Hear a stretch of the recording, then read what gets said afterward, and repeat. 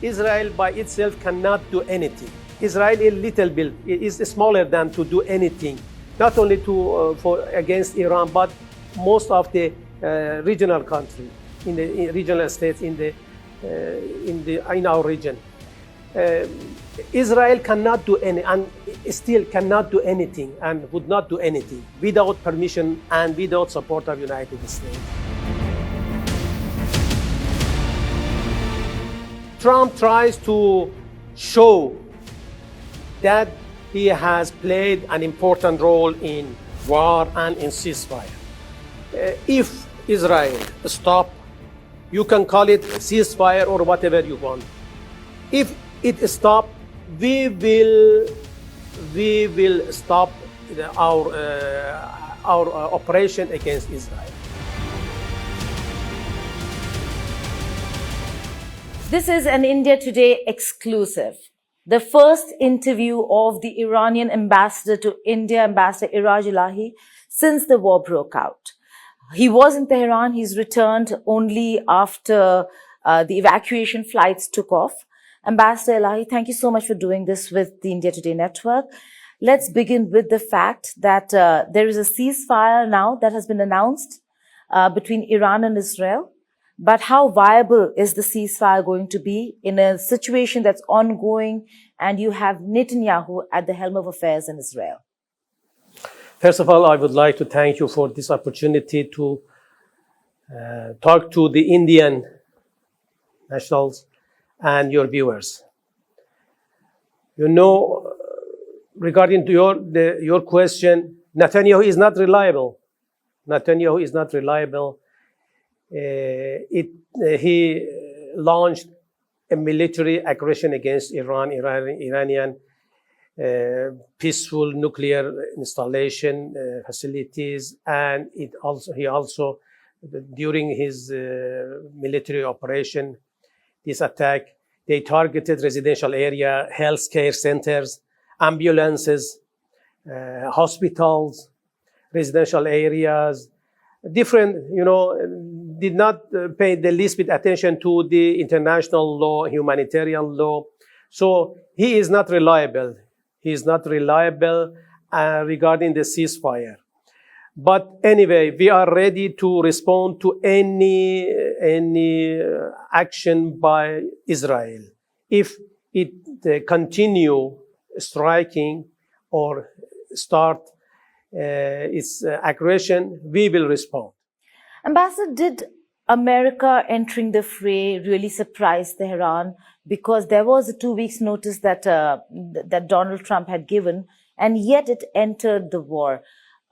Was it something that was on expected lines, intelligence reports or assessment that Tehran had that America will be entering the war?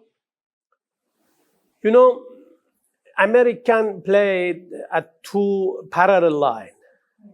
From one side, in one line, they try to convince Iran that we want negotiation, we want to reach to a conclusion, to a rapprochement with Iran.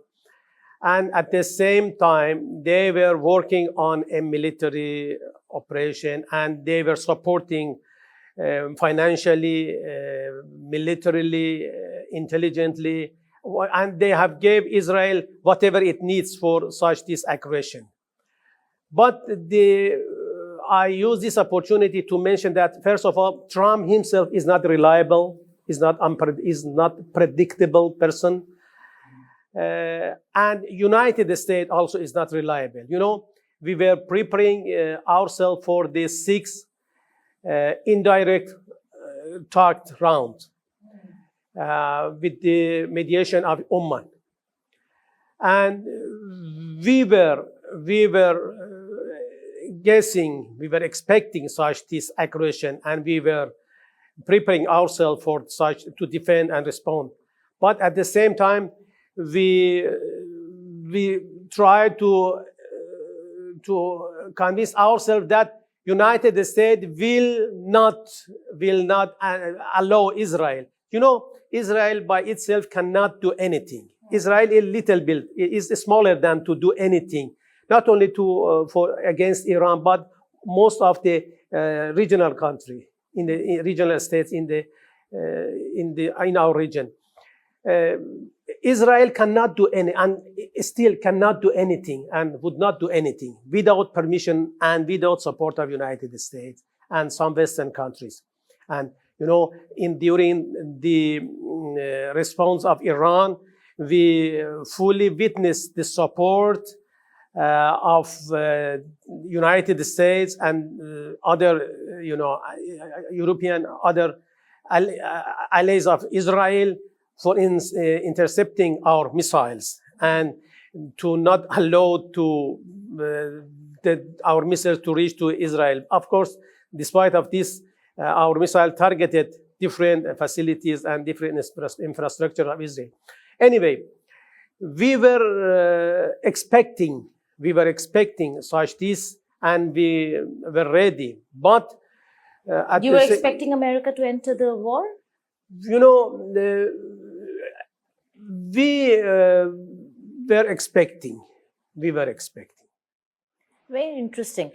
President Trump has said that America managed to decimate the 3 nuclear facilities, and that Iran has only done a symbolic gesture with the attack on the US bases. Your comments, sir? First of all, Iranian nuclear facilities are peaceful. And where all Iranian nuclear activity, nuclear facilities were under subject to the intensive inspection of the IAEA, International Atomic Energy Agency. So, but at the same time, they claim they claim that it's not peaceful, and they launched such this. Still the Iranian concerning structure are studying the extent of damages to the infrastructures. I am not at the position to say what happened and how is the situation now. I am still, it's something which needs a high-ranking decision. It's strategic. It needs a strategic decision and a strategic position for next step. Right. So right now, Iran is studying the extent of damage and is not officially putting out what has happened. Yeah. But the response of Iran, also America says, was symbolic in nature. That you hit out at the US bases in Qatar and the troops that were housed in Iraq, but they were just symbolic, that you did not intend to harm anybody, and that at the end of the day, information was passed on to Qatar and to America. How do you see what America is looking at and how America views Iran's actions? That they were symbolic and they were not meant as a response. We have proved that we are serious regarding defending our national interest, our sovereignty, our people. And, if you review the history of the world after World War II, no country has targeted any U.S. military or U.S. installation, U.S. facilities. It was Iran, just Iran, and just Iran that twice has targeted U.S. military military bases. And, you can count it as symbolic or serious, but Iran was enough brave to respond to the military action of to the aggression of United States. And still, if United States can repeat its unlawful manner, it will receive the same response. The US President ambassador has also come out and said that, okay, now this calls for peace and ceasefire. They have let out steam. Both sides have done what they had to do. Is this US backing off from a full-blown aggression? And what could have led to this ceasefire? First of all, as I mentioned, no aggression could happen without support of US. And Trump tries to show that he has played an important role in war and in ceasefire. But, intentionally, our military operation was in response to responding to the aggression of Israel. If Israel stop, you can call it ceasefire or whatever you want. If it stop, we will stop our operation against Israel. But you can count it as ceasefire or other thing. Okay, very important over here on how Netanyahu and the role Netanyahu has played in the region and how destabilized the region is. But before that, the role of IAEA, sir. Ambassador Elahi, the fact that the first statements came from Rafael Grossi about uranium enrichment and that there were traces of enrichment found in places that they should not have found those traces. How is Iran looking at the allegations, the accusations being made by IAEA? That was the premise and the pretext for Netanyahu to attack Iran. First of all, I separate your question into two parts. First of all, Iran is a member of NPT, Non-Proliferation Treaty. Iran's nuclear facilities is under heavy and precise inspection of IAEA inspectors. Iran does not have any nuclear weapons. This is one. Israel, a state, an entity, not a regime, an unlawful regime, which is not a member of NPT, owns nuclear weapons, has attacked Iran on the pretext that Iran's have enriched uranium. It's ridiculous. It is ridiculous, at least for those who see the scenes, and it can be considered as ridiculous. Israel is defending itself, is defending the peace and stability of the region by attacking and aggressing Iran on this pretext. This is. Secondly, the role of IAEA. We have had direct contact with IAEA. The inspectors of IAEA are permanently in Iran. According to the reports of Director General of IAEA, Iran is under heaviest inspection of and protocols and parameters of IAEA. And till now, they did not find any diversion in the Iranian facility. But they politically and intentionally saying that we could not say that Iran has no divergence or Iran's nuclear program is peaceful. Let me. Do you hold IAEA responsible? Sure. IAEA is responsible. Grossi himself is responsible for what happened in 2 recent weeks. Grossi himself is responsible for the casualties, for the civilian casualties which we gave in Iran. For our scientists, Israel has killed many Iranian nuclear scientists. Grossi is responsible for this. Iranian nuclear facilities is under safeguard of the IAEA, but Grossi did not mention anything. Even he hesitated to condemn the targeting nuclear facilities. So I believe that Grossi paved the way for this aggression, and did not has not done his duty correctly, and for this reason, Iranian concerning structure has sent a letter and to the United Nations complaining Grossi's role in this regard. Will Iran cooperate with IAEA in the future when an assessment has to be done on the damage to the 3 nuclear facilities? You know, Iran's nuclear program is peaceful.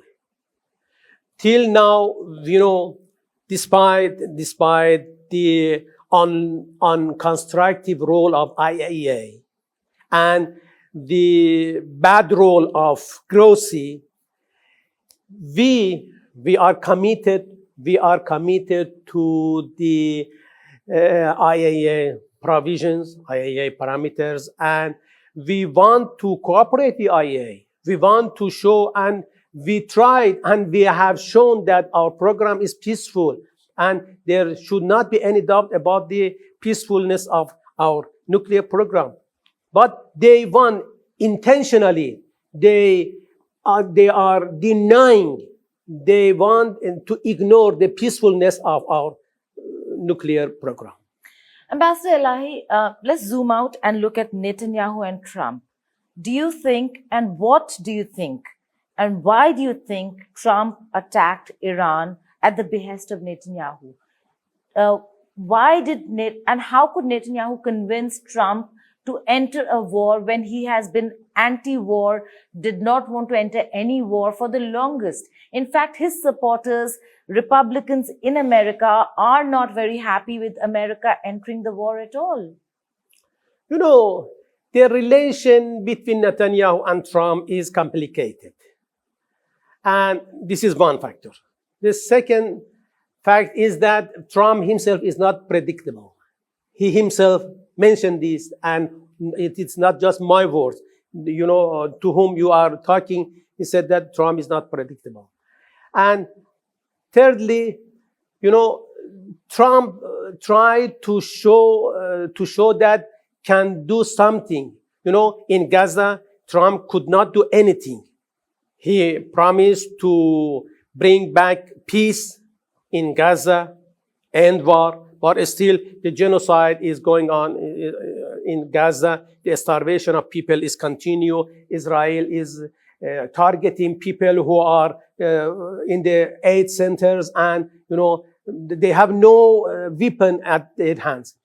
So, and still resistance active in Gaza. So regarding the Russian-Ukraine war, Trump could not do anything. So it tries to show that at least he can do something regarding the Iran nuclear program. Is this a political, personal agenda of Netanyahu that we are seeing being played out in Israel and in the region? Sure. Netanyahu is now facing credible allegation regarding war crime against humanity, starvation, weaponization of the starvation of the people. And, you know, if today, the war in Israel with Iran and with Gaza stop, he will be punished by the judiciary system of Israel. So, in fact, Netanyahu hijacked Israel, hijacked the high-ranking politician of US, and for himself, not on the benefit of or peace of Israel. You know, it's some excuse for Netanyahu for that he has done for the stability and security of Israel.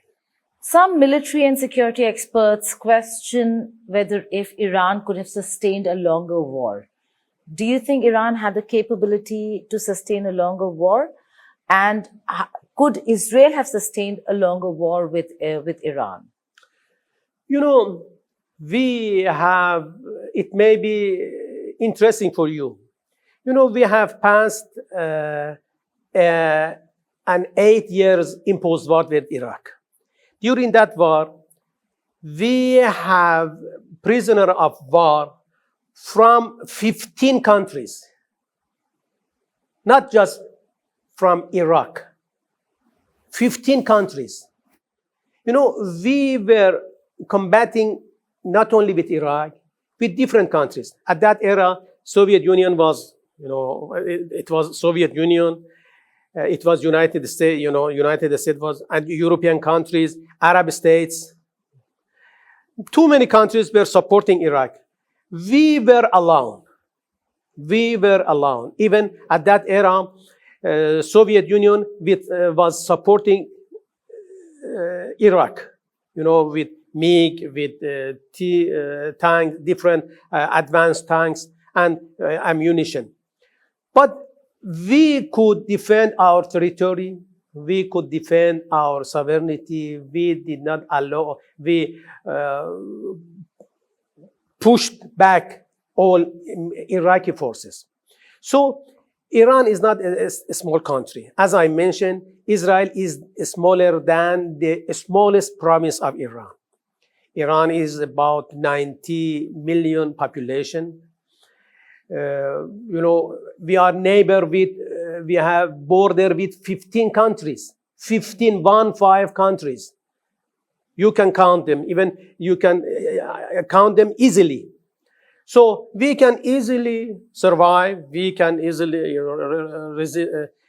we can sustain, and we can defend ourselves. Do you have the stockpile, the missiles, to take on Israel and continuously take on Israel? Because we see that even the barrage of missiles that Iran sends are intercepted. Only a few reach Israel.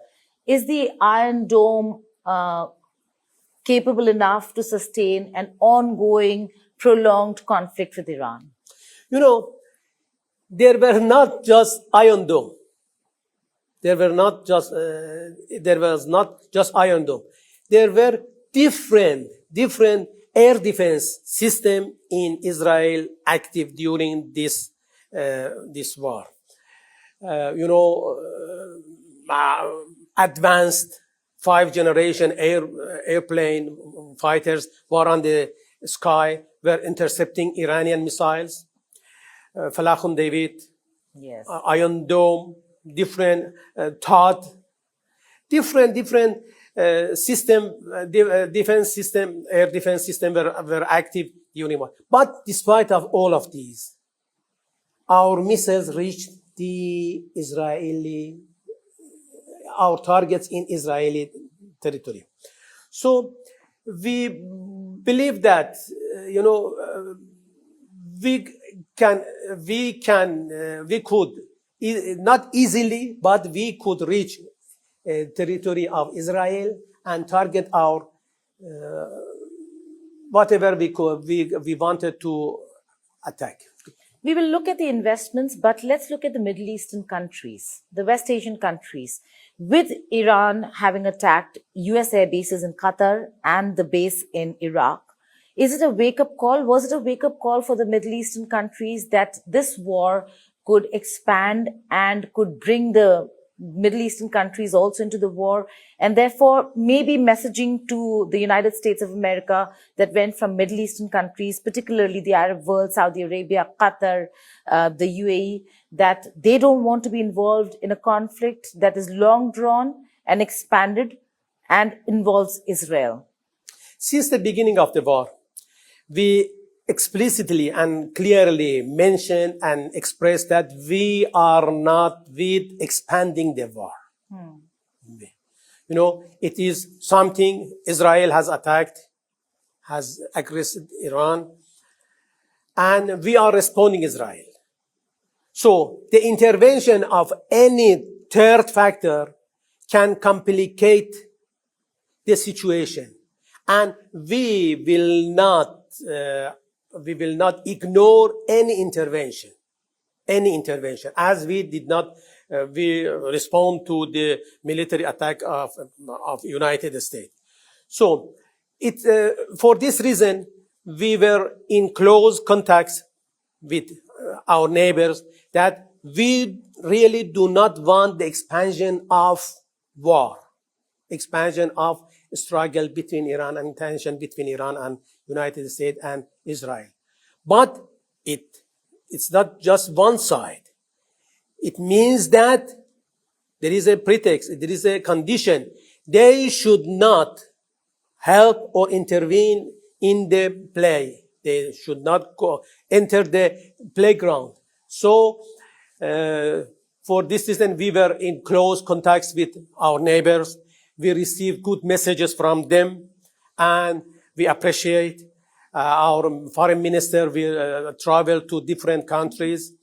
But at the same time, when we also send messages to the host countries of the U.S. military bases that we will retaliate, we will target U.S. military, U.S.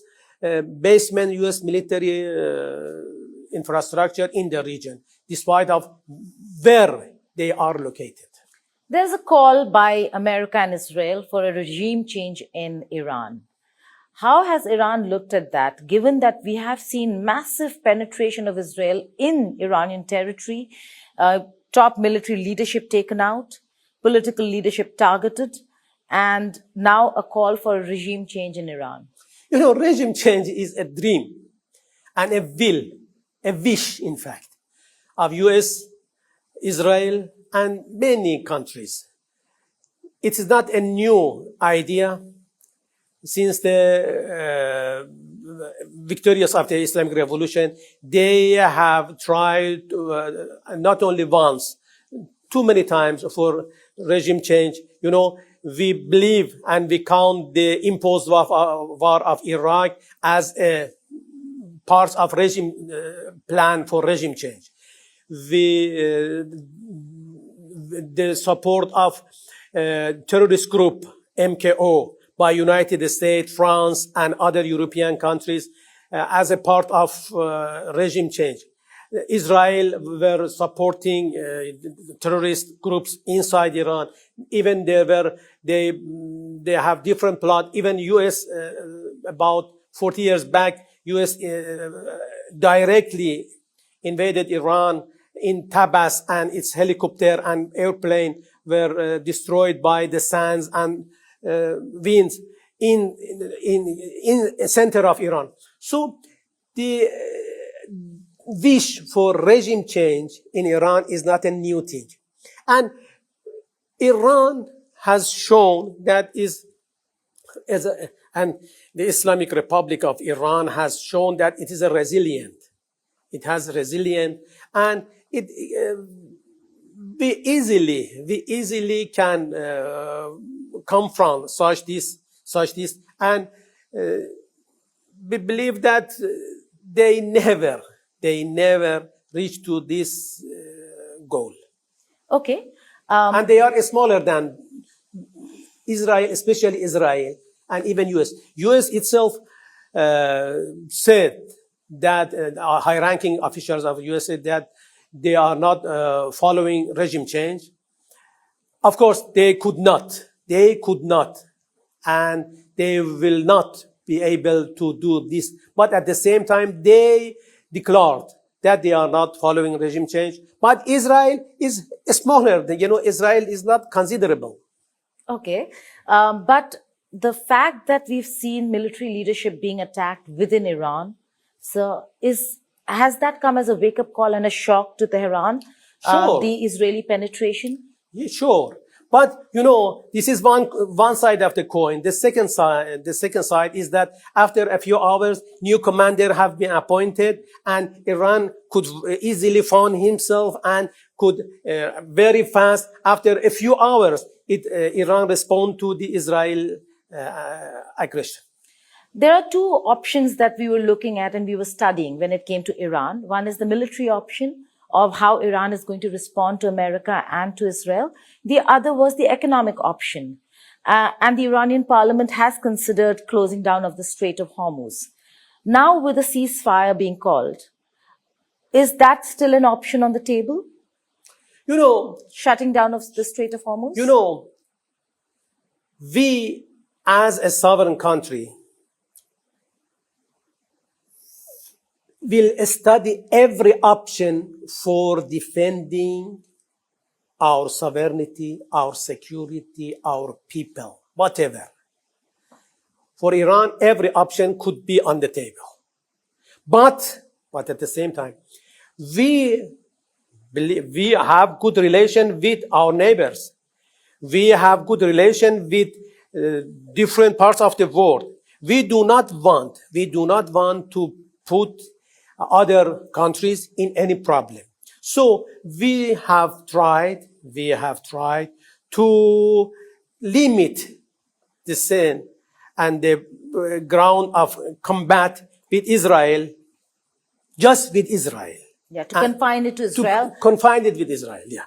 Not to expand it. As I mentioned, we are not following expansion in any shape. Okay. We will come to the India question because you said partners should not be impacted. Shutting down of the Strait of Hormuz will impact your partners, be it India or China. But the larger question over here is the support that Iran has got.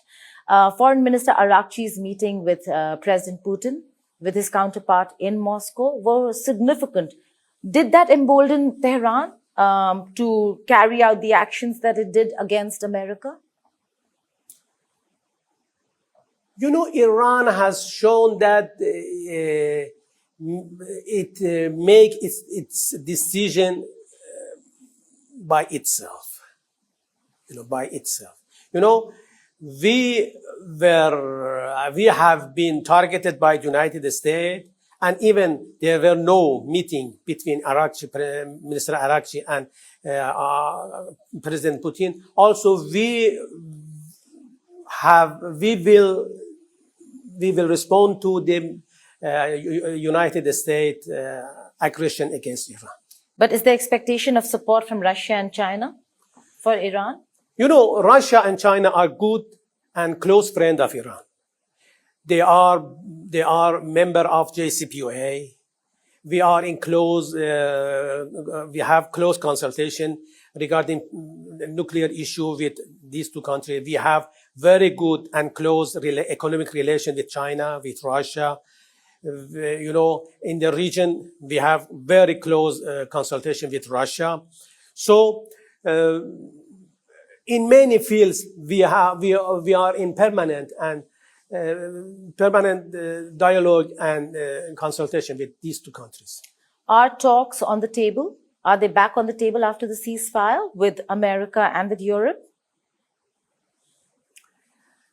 Now I am in Delhi. I am not fully aware of what is happening in Tehran and what will be the decision of Iran. But at least I can say that United States, first of all, we never left the table of negotiation.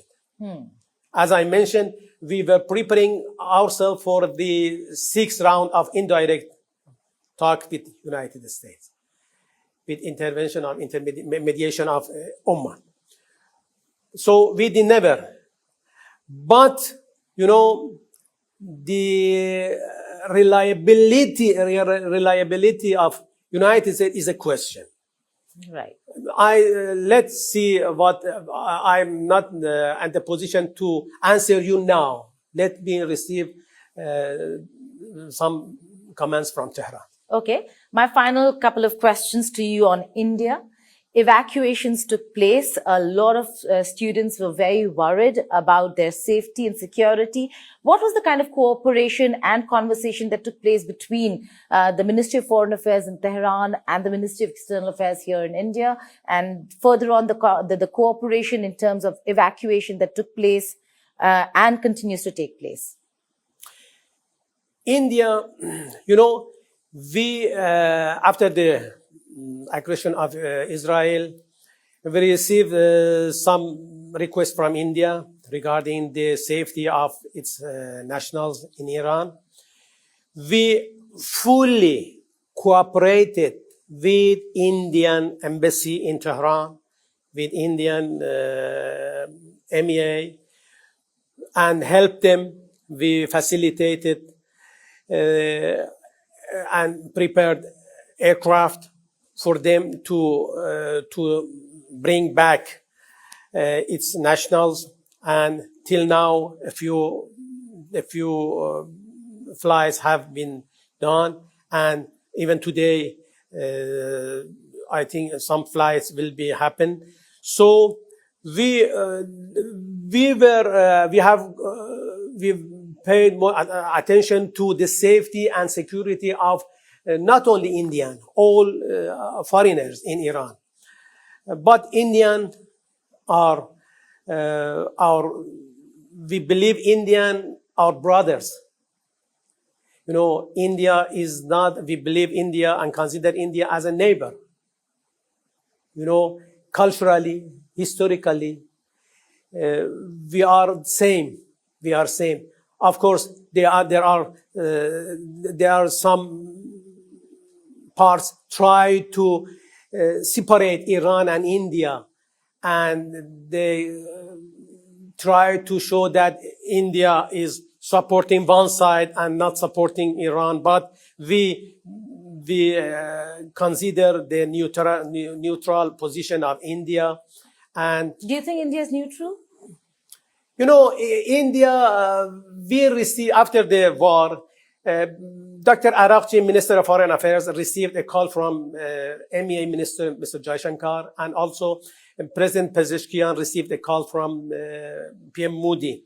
And they invited the escalation, and they emphasized on dialogue. Let's consider this as a neutral position. Okay. Final question to you, sir, before I let you go, because we're running out of time. Indian interests and investments in Iran. The Chabahar port is very important.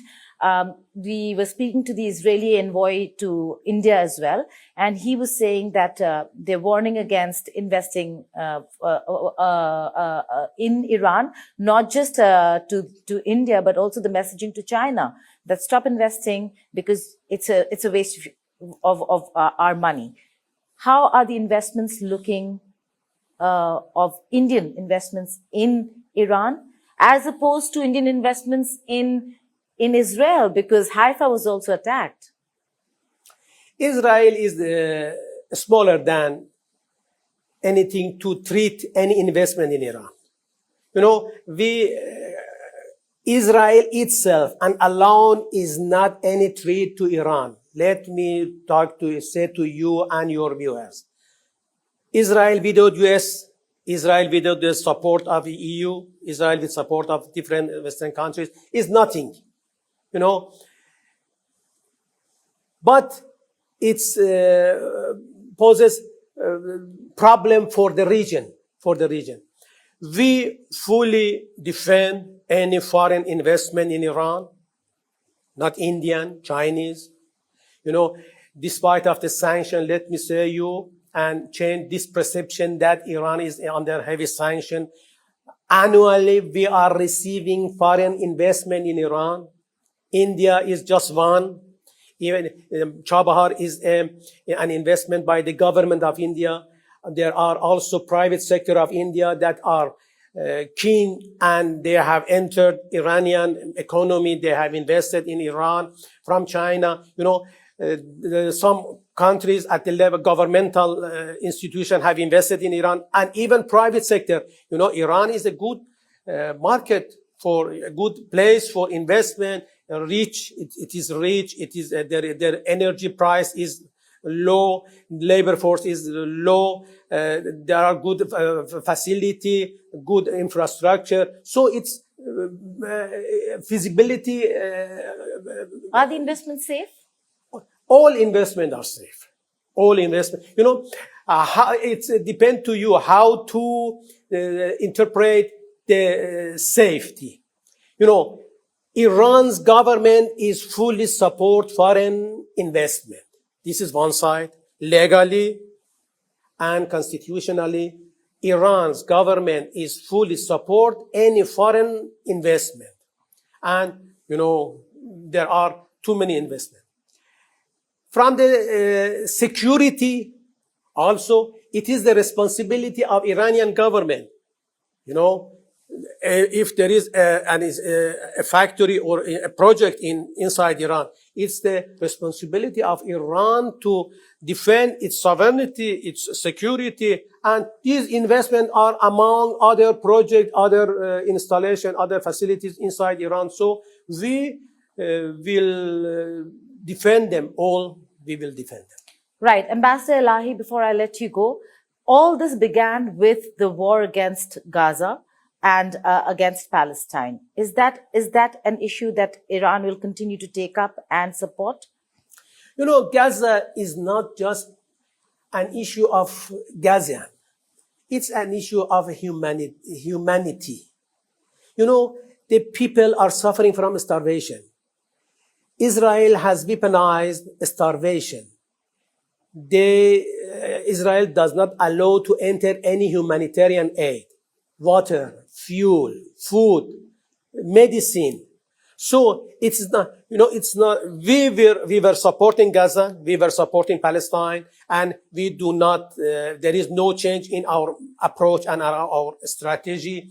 We fully support, by any means.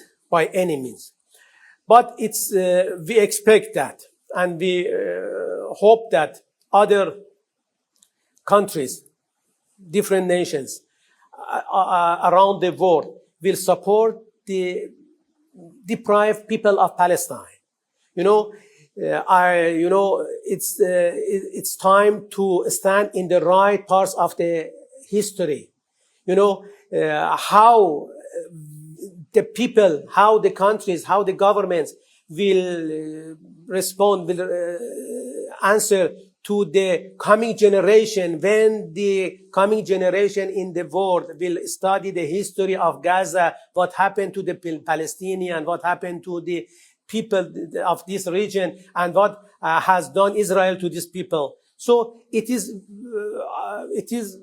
the responsibility of all people.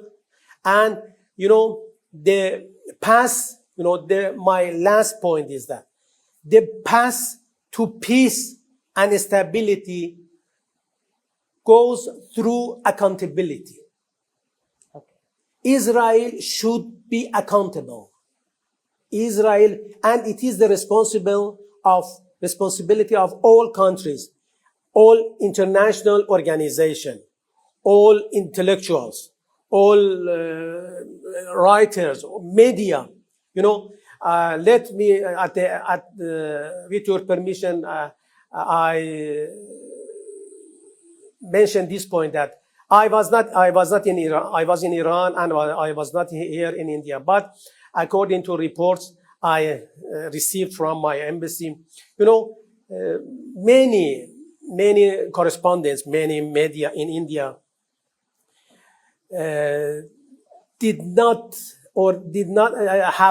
had not neutral position in coverage of what happened between Iran and Israel.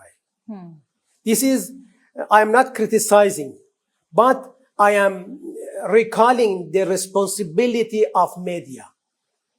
You know, misinformed is more worse than misleading. Misinformation is misinformation. Yes. Misinformation.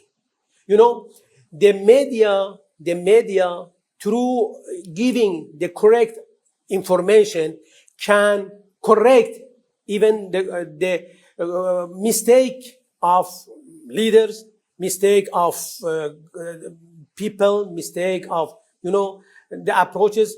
So if you misinform people, it will lead to consequences which is not inevitable. Right. Ambassador Elahi, just staying with the last words that you just spoke, that is to stand on the right side of history. Thank you so much for joining us here and speaking to us in this exclusive conversation on India Today Network. Thank you. Thank you. I really want to express my gratitude to the India Today for good coverage of the events in the region, and especially the recent war between Iran and Israel.